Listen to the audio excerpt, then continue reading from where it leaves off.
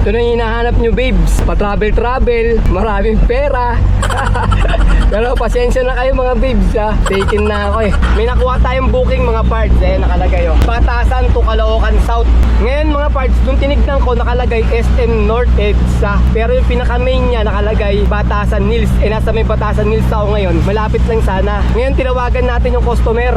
Tinawagan ko yung nag-book. Ang sabi ko nagkamali yata ng pin. Ang nalagay niya Batasan, pero SM North pala yung pupuntahan yung pick-up location.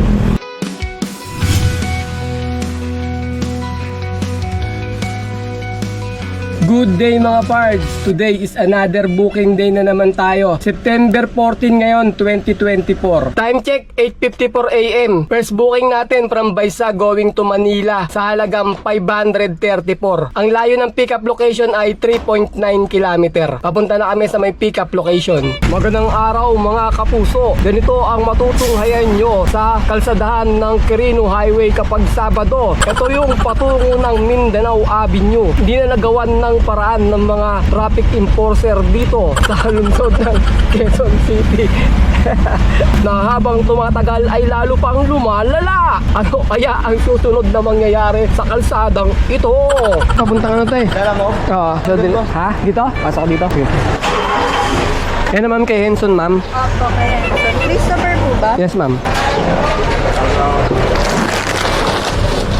Okay naman pa, picture na natin. Okay, papunta tayo ng drop-off location. Ang layo ng drop-off location ay 13 km. Alright, let's go! Tramuros tayo mga parts. Dito yung drop-off location natin. Anligala, libre pass yan. Ayan yung ano, yung Port Santiago Church, the famous Port Santiago. Ayan o.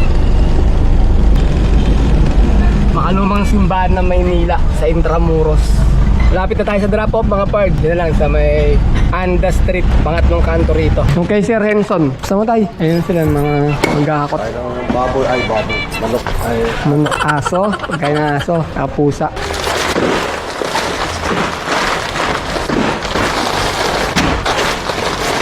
Ito na yung hinahanap nyo, babes. Pa-travel, maraming pera. Pero pasensya na kayo mga babes, ha. Taken na ako eh. May nagmamayari na. Shoutout kay Miss Mylene. So mga part, pagka katawag dito. Dito nyo dadalhin yung mga girlfriend nyo pag gusto nyo i-date sa Binondo Bridge. Ito yung mga tambayan ng mga rider mga rider. Pag sa gabi madami nakatambay dito. Ang tawag dito Binondo Intramuros Bridge. Habang nag-aabang kami ng booking. Maraming booking pero namimili pa kami ng maganda-ganda. Time check 11:29 AM. Second booking natin from Manila going to San Mateo sa halagang 1,271. Ang layo ng pickup location ay 1.8 km. Papunta na kami sa may pickup location. 1,000 kg to mga parts. Pala pick up natin mga parts, pupunta sa San Mateo. Mga Orocan yata to, halo-halo. Ako naman yung parking Ma'am, parking. tapos doon ko natin singilin. Doon na lang singilin. Tapos pakibigay po itong resibo. Ayun may nagpa-parking. 100? Isang ano to? San Mateo ma'am, ito. Kay Ate Lorna, ang drop-off. Dalawa. San Mateo din? Ay ba? Tay, pero may sandaan tay. Babayad ko sa parking. Ang ticket ma'am. Pakita nyo lang yan. Pakita ko na lang to. Bigyan mo ate. Tandaan. Sandaan. Okay ma'am, sige ma'am, salamat ma'am. Wala pong mawawala sa unan. Wala naman eh. Sige, nandito naman ako nakatayo.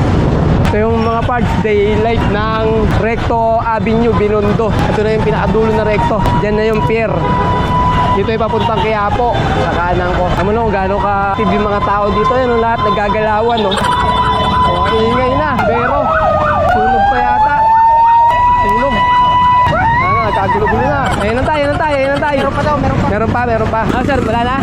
Okay, salamat. Okay mga parts, yung deliver natin, puno. Pero okay lang kasi parang double booking na rin to eh. May high demand to na pinipicturean ko tayo. Sandali lang. May high demand to na 501. Sige. Okay, na-pick up na natin second booking natin. Papunta tayo ng San Mateo, Rizal. Ang layo ng drop-off location ay 24 km.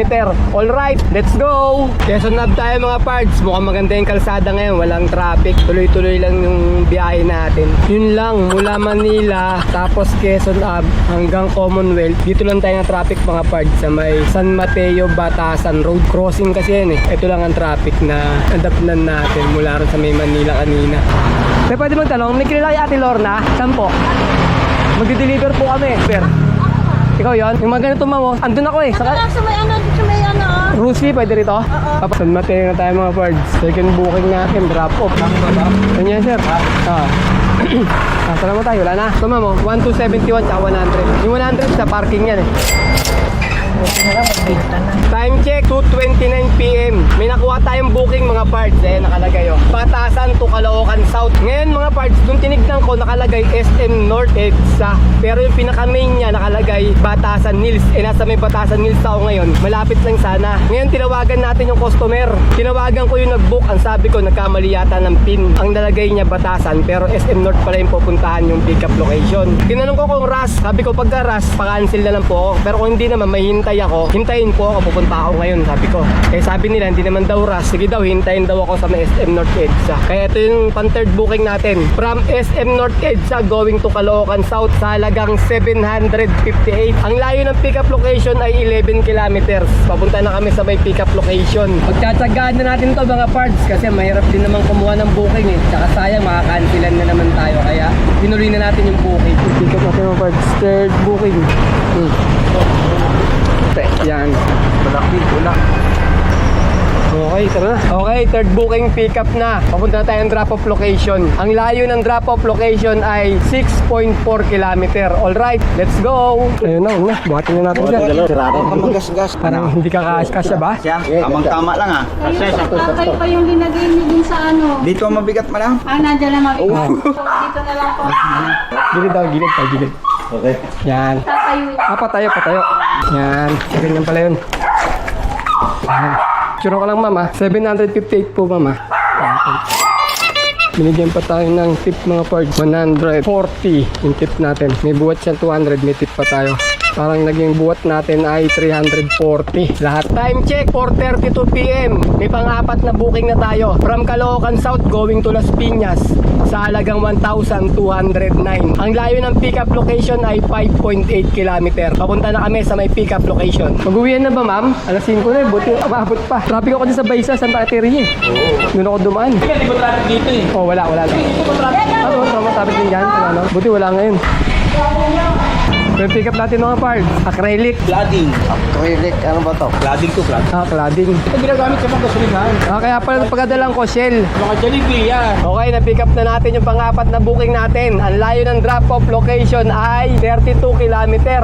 Alright, let's go! Puro single booking lang muna yung mga nakukuha natin ngayon mga parts. Gaya nito, plywood, nakalapag na dyan. Di na natin pwede patungan yan, baka mabasag. Acrylic yan, delikado yan. Kaya didiretso na natin sa may drop-off location. Kahapon, puro double booking tayo. Pero yung isa doon kahapon, nagalit yung customer natin kasi sabi niya bakit hindi daw tayo nagpaalam. Eh, na-pick up niya namin ng 1:30 yun. 1:30 o magtutuna. Ang expect niya raw mga 3 PM to 4 PM nandun na daw tayo sa may bahay nila. Eh syempre sinabayan natin. Tapos nagkanta traffic pa tayo sa may Ortigas. Ang haba ng traffic kaya na-late tayo. Pagkatapos tinawagan nga ako, medyo galit na nga eh kasi nga daw ba't dito natin sinabi na nag-double booking tayo. Dapat daw nagpaalam tayo. Eh kaya hindi ko naman pinaalam mga parts kasi wala namang customer na ano eh pumapayag mag-double booking pag nagpaalam tayo. Automatic yun, aayaw sila mga parts. Hindi naman to payag yung mga yun nasabayan yung booking kaya hindi na tayo nagpapaalam pagka nag-double booking tayo. Pag nandun na, saka na natin sinasabi sa kanila pag nakapag-double booking na tayo. Ganun ang ginagawa namin. Siguro sa 100%, 20% lang yung papayag na ano eh, na mag-double booking tayo, nakakaintindi sa atin. Ito tayo mga parts, sa drop-off natin, pang-apat na booking. Lilipat pala sa kabilang sasakyan. Nakasok niya na yung nag-book. Okay na. Okay na to sir. I-GG kasi sa akin yung bayad. Okay. Sabi niya. Magkala mo kung bukit eh. Ano to eh? 1209. Oo. Saan ka na ito? Doon sa Piano? Tulyahan? Oo, sa Tulyahan. Yan, malapit sa may Sangandaan. Pero ano na to eh? Caloocan North na to eh. Oo. Eh, may dala na pala kayo no? Meron? Saan na magaling yan? Ano ako sa Kings Point? Kings Point. Malapit na nga dun eh. Kalapit lang doon ah. Bakit na? Tinawag sa amin ni nasa Huli na. Express. Nasa Express Ah, na. Ay, tayo na lang daw yung pinabook niya. Ang lapit Ano, na. magkalapit na talaga yun doon. U-turn na lang ako eh. Konti ka na talaga oh. Kabati ka na tapos Sangandaan. Tapos kain kakalang-kalang Sangandaan. Sangandaan, Tulyahan na yun eh. Patagdag ka. Ano lang sir, yung tolpi. Kasi eto, meron na tong ano, may dagdag na eh. Pagka pinipino kayo. Hindi, pares lang naman yung layo. Kasi doon, alabang sa pote. Buti na tayo lang. Ayun nga lang kasi doon talaga bala ko pumunta eh. Doon ang daan ko eh. Buti sinabi nyo kaya Kaya nga, natay natin. napabalik ako. Nataka ako, nadinig ko dito. Kaya po, teka, bakit kaya po? Cavitex, malapit sa Cavitex eh. Yung sa pote road doon eh. Sabi ko, doon na. Patawag pa tayo ulit. Oo. Oo. Hindi, baka magana pa tayo sa Piñas. Ayan.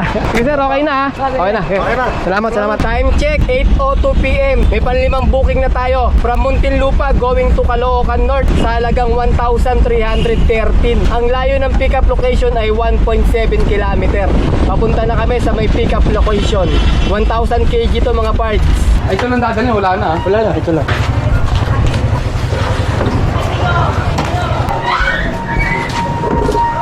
Doon na ba bayad sir sa drop off na? Dito na. Ayun. Siya nandito sa Ah, sa'yo. Dali, once na yan. Ah, sige. Salamat sir. Ay, ito na. Isa na lang. Papunta tayo ng Caloocan North, drop off natin. Ang layo ng drop off location ay 46 km. Alright, let's go! Drop off na tayo mga pards ng panlimang booking natin. Umuulan, hindi tayo makababa. Lakas ng ulan eh. Ayun, bababa na nila. Nasa may Caloocan North na tayo mga pards. At bubukas natin ang ano niya. Okay lang tayo. Bukas. Okay mga pards, nakauwi na kami ng bahay. Bali, 10:30 ng gabi namin natapos yung last booking namin. Nakalimang booking tayo sa maghapon. At swerte tayo ngayon mga pards. Dahil ang kinita natin ay 4,133. Pagkatapos mga pards, nakakuha kami ng 300 na tip. Sabihin na natin naka 4,400 tayo. Tapos nag-diesel kami ng 1,000. Tapos 200 sa pangkain. Kaya 4,400 minus 1,200 equals 3,200. Ayun mga pards, naka 3,200 tayo na malinis. Labas na rin yung pangkain, pan-diesel, saka yung commission nila Lalamove. Kahit solo booking lang mga pards yung nagawa natin sa maghapon, ang nagpalaki sa kita natin ay yung mga high demand. Kasi 4 na booking sa 5 booking natin na nakuha ay puro malalaki yung mga high demand nun. Kaya ayun ang nagpaganda sa kita natin ngayong gabi. O paano mga pards, kita-kita na lang ulit tayo sa mga susunod ko pa mga video ah. Maraming salamat.